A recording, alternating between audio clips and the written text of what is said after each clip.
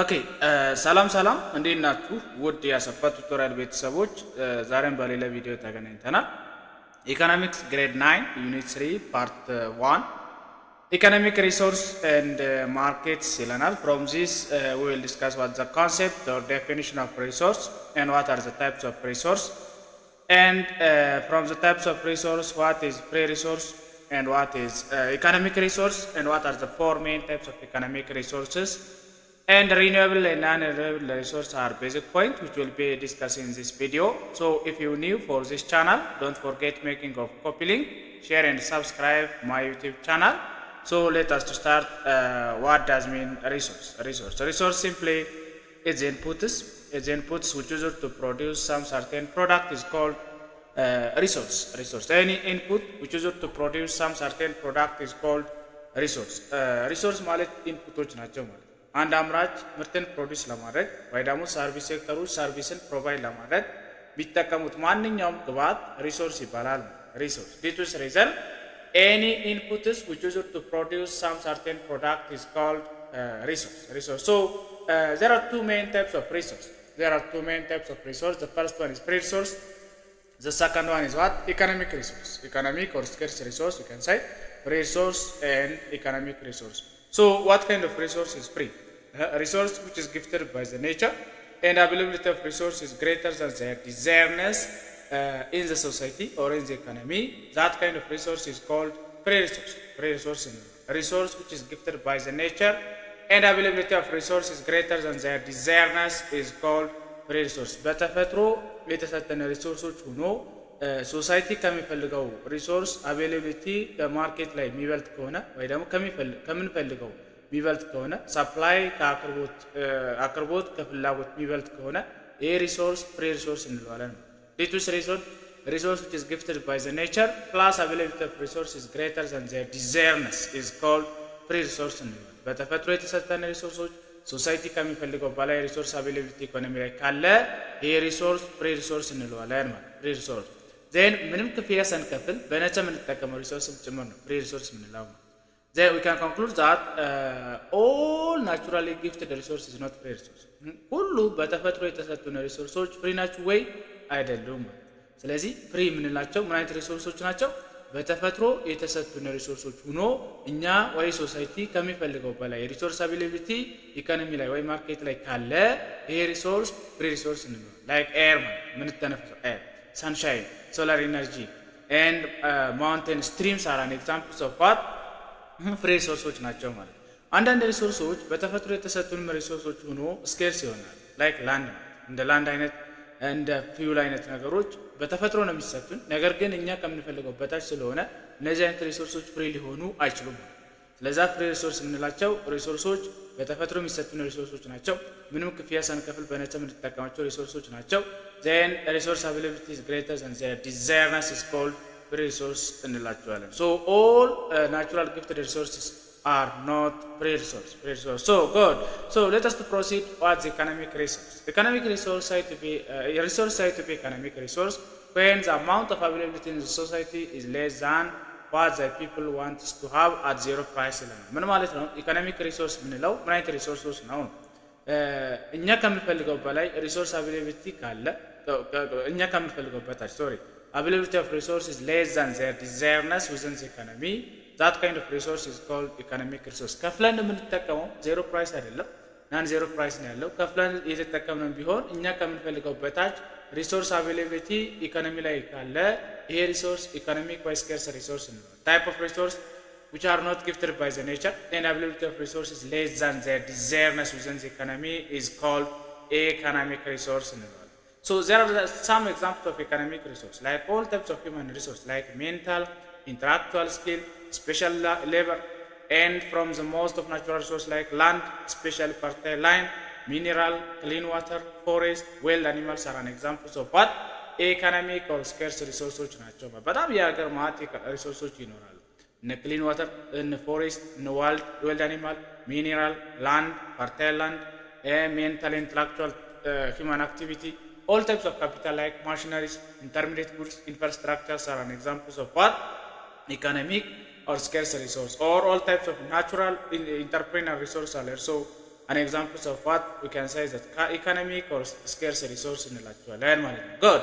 Then there are four main types of economic resource. There are four main types of economic resource. The first one is land. The second one is labor. The third one is capital. The last one is what? Entrepreneurship. Entrepreneurship. So what are the four main types of economic resource? Land, labor, capital, entrepreneurship. Land means simply you can say that is the surface of the earth. The surface of the earth that carries renewable or non-renewable resource is called land. Or we can say that the natural resource, all free gifts of the nature used to production and goods and services is called land and land. So what's the reward for the service of the land? Rent. አንድ ሰው መሬት ተከራይቶ ለመሬት ክፍያ ለመሬት የሚከፍለው ክፍያ ሬንት እንለዋለን። Then land ካገኘ labor simply we can say that physical and mental efforts of the human being in production and distribution of goods and services called labor. Physical as well as a mental efforts of human being in production and distribution of goods and services called labor. ሰራተኛ ማለት አንድ አምራች መሬትን ካገኘ መሬትን ብቻ ምርትን አያመርትም። ስለዚህ ሰራተኛ መቅጠር ይጠብቅበታል ማለት። ስለዚህ physical and mental talent of human being efforts of human being in production process is called labor. So what's the reward for labor? We can say that wage or salary. Wage or salary. What's the difference between wage or salary? Wage is paid in terms of daily, wage is paid in terms of weekly, but salary is paid in terms of monthly. This is the main difference between wage and salary. Good. Then after obtaining labor, we must be needed what? Capital. That capital means simply refers to all manufacturing inputs that can be used to produce other goods and services. Okay? Capital ማለት equipmentዎች ናቸው, ቱሎች ናቸው, then instrumentዎች ናቸው። የሆነ ምርትን ፕሮዲስ ለማድረግ የምንጠቀማቸው ቱሎች፣ የሆነ ምርትን ፕሮዲስ ለማድረግ የምንጠቀማቸው ኢኩዊፕመንቶች፣ የሆነ ምርትን ፕሮዲስ ለማድረግ የምንጠቀማቸው ኮሚኒኬሽን ፋሲሊቲዎች፣ የሆነ ቱልን ፕሮዲስ ለማድረግ የምንጠቀማቸው ትራንስፖርቶች ካፒታልስ እንላቸዋለን ማለት። This is the reason all manufacturing inputs that can be used to produce goods and services called capital. So example equipment, machinery, transport, communication facilities are an examples of capital. Capital ማለት ይሄ budget ማለት አይደለም። አንድ አምራች ምርትን ፕሮዲስ ለማድረግ የሚያስፈልጉ ማሽነሪዎች፣ ኢኩዊፕመንቶች፣ ቱሎች፣ ኬሚካሎች፣ ትራንስፖርቴሽን፣ ኮሚኒኬሽን ፋሲሊቲዎች በሙሉ ካፒታልስ እንላቸዋለን ማለት። Reward for capital, we can say that what?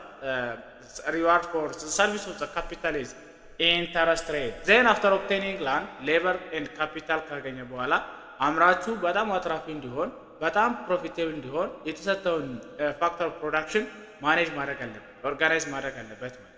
ማኔጅ ለማድረግ ኦርጋናይዝ ለማድረግ ደግሞ ስፔሻል ታላንት ኦፍ ሂውማን ቢንግ ያስፈልጋል። Due to this reason, special talent of human being which is to organize, which is to distribute, which is to manage a given factors of the production is called entrepreneurship. A special talent of the human being which is to manage, which is to organize, which is to distribute a given factors of the production is called entrepreneurship. Entrepreneurships are always moderate risk takers. Okay, risk takers. አንድ ሰው ኢንተርፕሪነር ነው የሚባለው አዲስ ነገር ሲፈጠር አይደለም። ሪኖቬት ሲያደርግ ስኬርስ የሆነ ሪሶርስ ተጠቅሞ በጣም ሰክሰስፉል መሆን ሲችል ዜና አዲስ ያልነበረው ነገር ሲፈጠር ከሳይዝ ዛት ፐርሰን ከራት ኢንተርፕሪነር እንለዋለን ማለት። ስለዚህ ኢንተርፕሪነርሺፕ is simply special talent of human being which is to organize, which is to distribute a given factors of production is called entrepreneurship. So reward for entrepreneurship is what? Profit. So these are all about economic resource or scarce resource. Sometimes economic resource are called what? Factors of production. Factors of production because አንድ አምራች ምርትን ፕሮዲስ ለማድረግ ወይ አንድ ሰርቪስ ሴክተር ሰርቪስ ፕሮቫይድ ለማድረግ ግዴታ እነዚህ ኢኮኖሚክ ሪሶርሶችን መጠቀም ይጠበቅበታል ማለት ነው። This is reason they are called factors of production. Then others are renewable and non-renewable resources. There are many types of resources that go into producing of goods and services. በጣም ጉድ and service ፕሮዲስ ለማድረግ የሀገር ማት ሪሶርስ ልንጠቀም እንችላለን። በዚህ ኮንቴክስት ደግሞ ቤዝድ ኦን ዘ ሪፕሌስመንት ማለት ነው። ሪፕሌስ ተጠቅመን ናቹራሊ ሪሶርሶች ሪፕሌስ ያደርጋሉ ወይስ አያደርጉም የሚለው ላይ ዲፔንድ ሆነን ሪሶርሶቹ ወደ ሁለት ክላሲፋይ እናደርጋቸዋለን። ሪኒዌብል እና ናን ሪኒዌብል ሪሶርስ ይባላል። ሪኒዌብል ሪሶርስ ሚንስ ሪሶርስ which can be replaced again ማለት አንዴ ተጠቅመን ተመልሶ ሊተኩ የሚችሉ በናቹራል ፕሮሰስ ተመልሶ ሊተኩ የሚችሉ ሪሶርሶች ከሆኑ ሪኒዌብል ሪሶርስ ይባላል። ናን ሪኒዌብል ሪሶርስ የምንለው ደግሞ አንዴ ከተጠቀምን ተመልሶ ሪፕሌስ ማይሆን ሪሶርስ ከሆነ ይሄ ሪሶርስ ናን ሪኒዌብል ሪሶርስ እንለዋለን። This is the reason type of resource which can be replaced again by the natural process is called renewable resource. Example we can say solar energy, isn't it? Solar energy, wind energy, soil, trees, grass, geothermal pressure, ግራውንድ ዋተር የምንላቸው ነገሮች ኤግዛምፕል ኦፍ ሪኒዌብል ናቸው ማለት ነው። ሶላር ኢነርጂ ትጠቀማለህ፣ ከዚህ በናቹራል ፕሮሰስ ተመልሶ ይጠቃል ማለት ነው። ዊንድ ኢነርጂ ልንጠቀም እንችላለን፣ ተመልሶ በናቹራል ፕሮሰስ ይጠቃል ማለት ነው። ዛት ካይንድ ኦፍ ሪሶርስ ኢዝ ኮልድ ሪኒዌብል ሪሶርስ እንላቸዋለን። ዘ ታይፕ ኦፍ ሪሶርስ which can be replaced again by the natural process is called renewable resource እንለዋለን። But if the resource is not replaced again after using it, then that kind of resource is called non-renewable resource. So a type of resource which cannot be replaced, and which is limited, which is fixed in terms of stock, in terms of supply, is called non-renewable resource. The type of resource whose stock or the reserve is very limited or fixed, which cannot be replaced again, and which are found in the ground is called non-renewable resource እንላቸዋለን ማለት ነው። Examples of non-renewable resource are example natural gas, coal, steel, aluminum and oil እንላቸው። አንዴ ከተጠቀምኩ ተጠቀምኩ ነው አለቀ።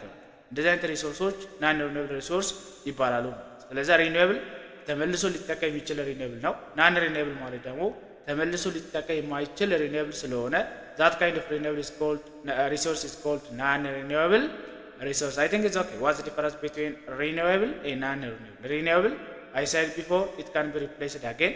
Non-renewable is a type of resource which cannot be replaced again. Is called non-renewable resource. So that's all about for today's lesson. You have any question, any suggestion, any comment? Please put your comment or suggestion or question and comment section. I will answer it. In next video, we will discuss what's the concept of market and the types of markets. Good. This is